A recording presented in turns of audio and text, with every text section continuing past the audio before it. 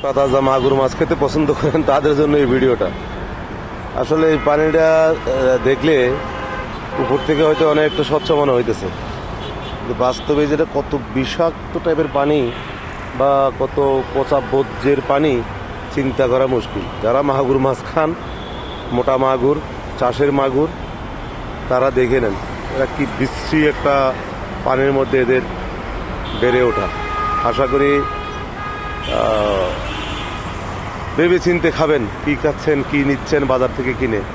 এটা একটা পরিত্যক্ত ডোবা, এখানে মানে এমন পচা বা দুর্গন্ধযুক্ত পানির মধ্যে এরা বড় হচ্ছে, এগুলা না দেখলে আসলে বিশ্বাসই করা যাবে না। এটা হচ্ছে নিকুঞ্জের অপর সাইড এলিভেটেড হাইওয়ে এক্সপ্রেসের রেল গেটের সংলগ্ন একটা ডোবা, পরিত্যক্ত ডোবা।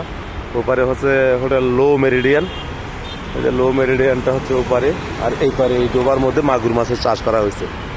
অর্থাৎ একদম মলমূত্র ভরা একটা পরিত্যক্ত ডোবা। সবাই ভালো থাকবেন, হ্যাপি ভ্যালেন্টাইন্স ডে।